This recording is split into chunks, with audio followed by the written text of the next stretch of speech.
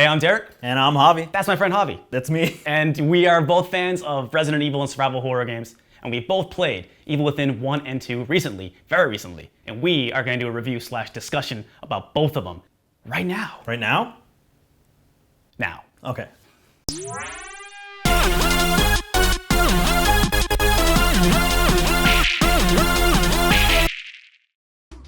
Javi, go ahead and introduce yourself to the people. Hey everybody, I'm Javi Rodriguez. I am the creator and co-host of Critbox.com. You can find us on Critbox at YouTube. We actually don't have that name yet. Javi and I have hung out and usually have fierce, passionate debates about Resident Evil and horror games anyway. So that's why I was like, well, talk about Evil Within, I gotta have Javi on, because like, the discussions we have, we probably should have been recording them anyway, so. Yeah, it's usually just drunken opinion shouting. Yeah, just back and forth. Friendly opinion shouting, yes, but like, you friendly. know, passionate, but still like, I love you, you're wrong, but. Exactly, yeah. So we're switching up the format just a little bit here, doing a review and a discussion situation.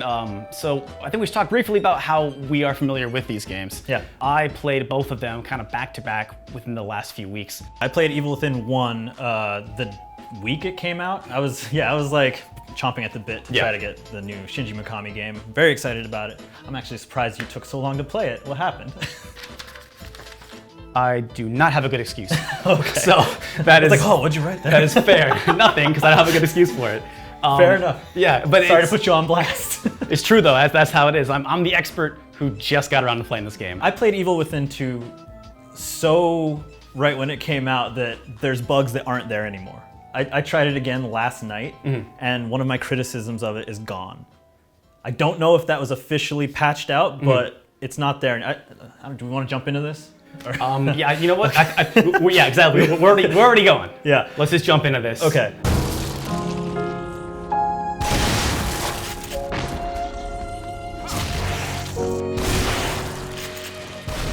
The Evil Within is a game for hardcore survival horror fans. And I don't mean hardcore as in it's hard, it is, and that's its own problem. But hardcore in that only hardcore fans will be able to put up with its bullshit to actually recognize what it does right. There are moments of brilliance in Evil Within, but they are painfully brief. The Evil Within is a goddamn mess. For the things that Evil Within does occasionally get right, I cannot say that for the story. I wouldn't say the story doesn't make any sense, more that by the time it finally gets around to finally telling you what's going on, I just didn't care. I'm sure it's all there, but it really inspired no intrigue for me personally. In classic Mikami style, he's not worried about the bigger picture. He's interested in making each chapter uniquely difficult, with striking visual variety. I mean, I was often confused, very frustrated, but I was never bored. When it works, but too often it just doesn't. It's weird though. I don't really recommend this game, but I think I still liked it.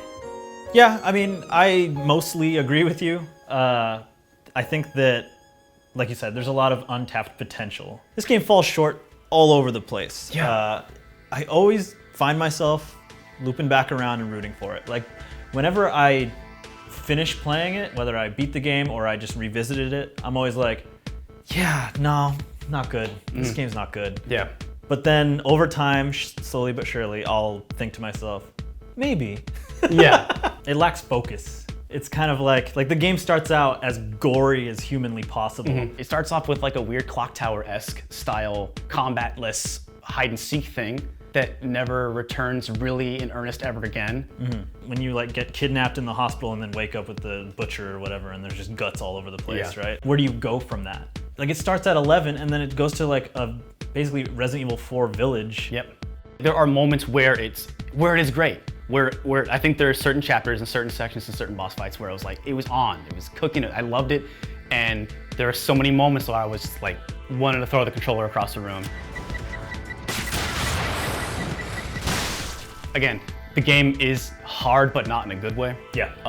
And I think, you know, hey, I play a lot of hard games. Difficulty can be done right. I don't think this game does difficulty at all very well. No, it's a lesson in frustration. Yeah. Not great. My big takeaway with this game is this was Shinji Mikami trying to do Resident Evil 4 too. I think it's actually more ambitious than RE4 in a lot of ways. Like it's just trying to be bigger, and plus it's in the HD era. Yeah. Like they bit off more than they could chew, and the game's really inconsistent in quality because of it. There's moments in the Evil Within 1 where like if I was shown that gameplay of just Sebastian walking through like the environment of the village, or like looking at the full moon reflecting on the water and stuff, if I just saw that footage with no audio and just was like, this is a game that exists, I would be like, holy shit, I need to play this, right? Because it looks like a Bram Stoker novel. Yeah. Stoker? It's Bram Stoker's Dracula. Yeah, it looks like Dracula. Yeah. Like, there's an evil castle and it's realized really well. Like, it looks amazing. But I think like artistically, conceptually, there's some really good monster design. There's some great level design. Even on PS4 in 2017, game runs like crap. Oh yeah. On PS4 Pro in 2017, it runs like crap. Does it have pro support? Probably not. I just imagine that like most games could get a little bit of help, even if it's not official. I mean, this game it's got frame rate, it's got texture popping. I'm probably putting some footage up on the screen right now where sometimes the camera just like goes right inside Sebastian's body. Yeah. And it's just not an enormous mess, not an unplayable mess. Not to beat a dead horse, but this game is trying to be so much like Resident Evil 4 that you see where that polish is missing.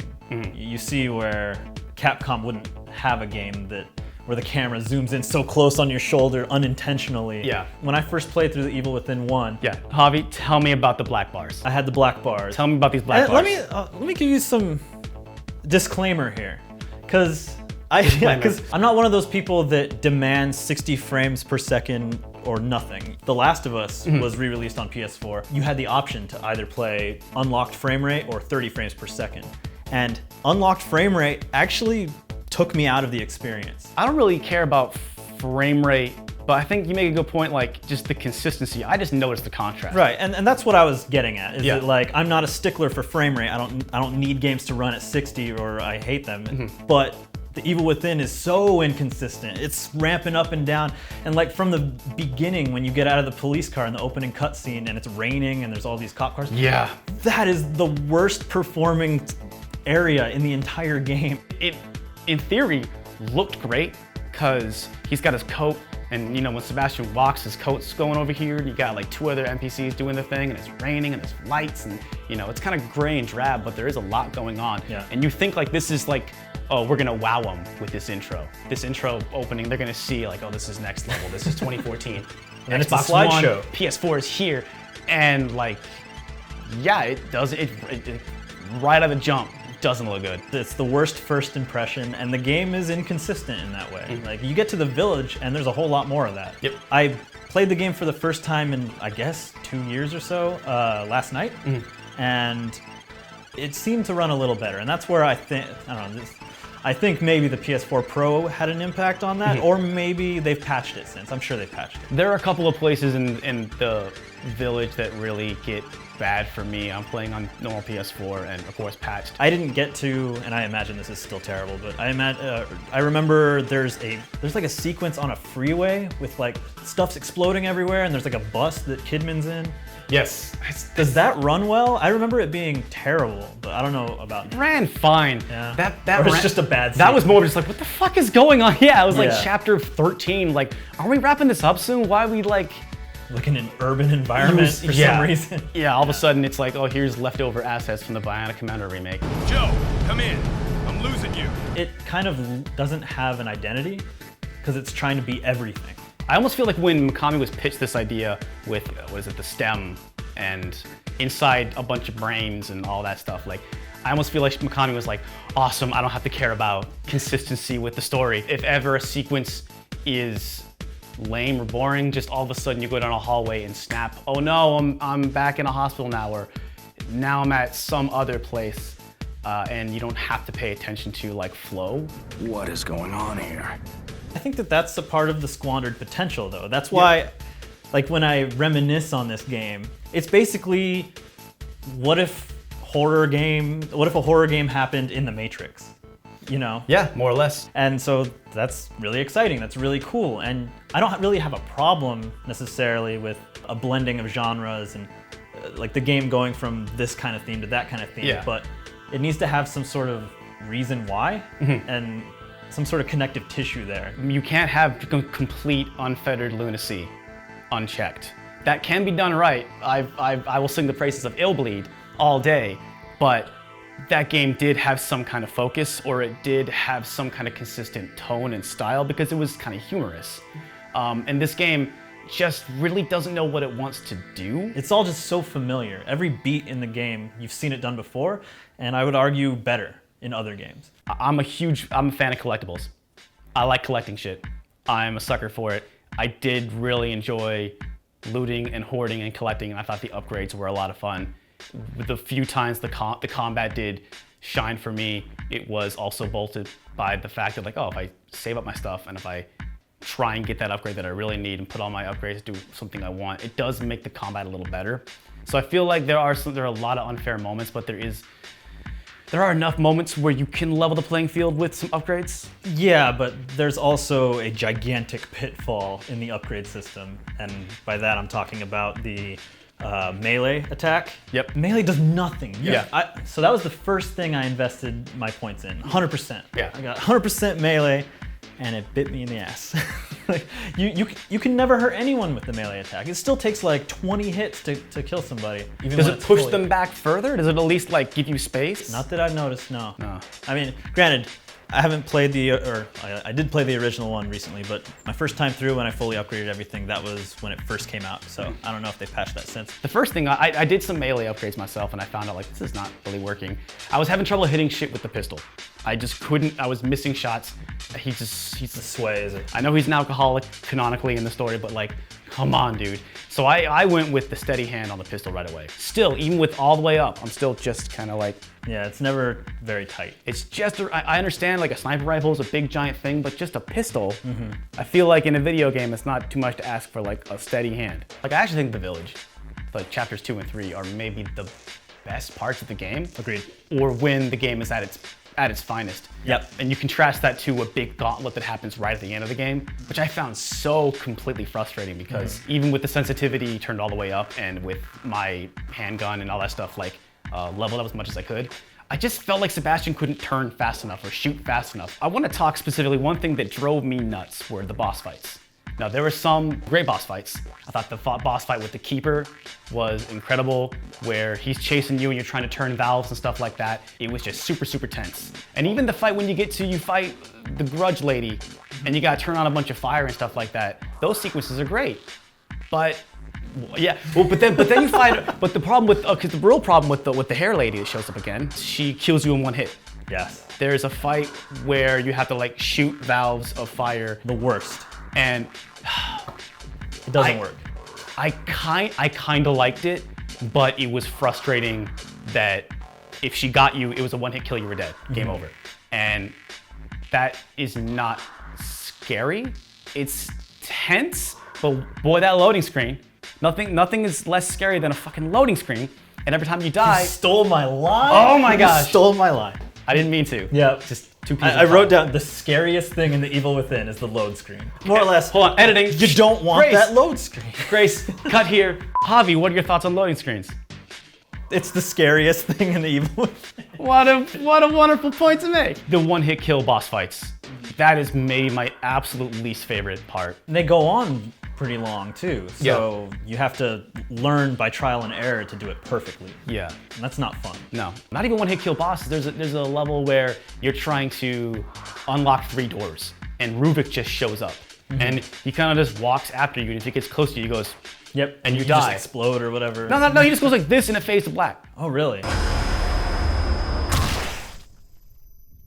The game doesn't do a great job of telling you that that's gonna kill you instantly. It doesn't tell you that you need to turn around right now. Maybe some people would say like, oh, it's the main bad guy, you probably shouldn't run into him. But like, I don't know, like when you see Nemesis in Resident Evil 3, it's like, oh my God, don't get near him. Yeah. When you see a guy with a freaking hood up and he's just casually standing there. When like, Ezio shows up, you're like, what are you doing in this game? What saves the game for me, and why I still think at the end of the day, I did beat the game and I still kind of liked it.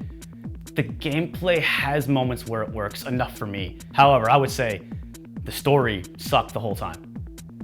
I cannot think, I was waiting for the story to finally explain itself to me. Yeah. I had read a lot that people said when this game first came out that Evil Within didn't make any sense. And again, I don't think that it doesn't make any sense, it's just incredibly poorly told. I think it's unnecessarily convoluted. When I played through it the first time, I did get the the gist of it, that we're inside Ruvik's brain. They actually like connected his brain. Like Yeah. this whole world is going on. In I his actually consciousness. completely missed that. Yeah. I did. I just figured we were all hooked up to like some kind of brain consciousness, but not that we were all within specifically Ruvik's brain. Until I saw the bestiary and you could look at all the enemies. All of the monsters have to do with Ruvik's subconscious, and that was completely. I did not catch that at all. It just didn't do a really good job of selling me on like this takes place. I knew that we were like not in the real world. Is everyone else all right? The city. Whatever are you talking about? And we were all in a machine with a big brain, but it was like, we're all hooked together, but in a world made by him. That just wasn't, didn't occur to me. It sounds like you enjoyed the story a little bit more than I did, or maybe you're just smarter than me and got more of it than I did. Yeah, you didn't understand. No, True. That's why I say like I was really confused in this game, but I was never bored. I didn't know what the hell the story was going. The game didn't really seem to have a good kind of build with its story or its narrative, or even like with the. It just felt like they were just running off a checklist of cool places to put you. Yeah. It didn't feel like it was building any kind of thematically satisfying thing, but it was always shifting. It was always something new. You were never in any place for very long. It has a lot of forward momentum. Like it never lingers in a place for too long. I would recommend Evil Within to hardcore survival horror fans. I think if you really, really like Resident Evil 4, I'm not guaranteeing you're gonna love this game, but I think that you will be able to appreciate what it does. But I really can't give this game a huge recommendation overall. Would you even give it that, Javi? I feel like you're a little more sour on it than I am. I definitely was before I revisited it. It seems like they've polished it up a little bit through patching, and also the lack of black bars helps a lot. I kind of didn't drive that point home, but the black bars were a real problem, because sometimes the camera's so close to Sebastian that his shoulder takes up half the screen. Yeah. And then like in a tense scenario or in a tight corridor, it's like, what the fuck, what's happening? Yeah. So the game's gotten better since launch. It has gotten better. Still, like you said, I don't know if I'd recommend it. I would have said, and this is a thing I say all the time, is like, if you're interested enough to be like watching me talk about this thing, then you probably have played this or want to play it. So go check it out. Get it cheap though. I think I've got this on Black Friday, $20 maybe. I don't think I would pay more than that. I don't think you could find it for more than that. Yeah. Maybe. You can't. Well, if you do find it for more than that, don't buy it. Yeah. But it's interesting. It's a game that you could think about for a while, and there's a lot to chew on. It's a very long game with a ton of content and some really good stuff in there. But it got a sequel, Evil Within 2. Tell me about this. What? What? It's the sequel now.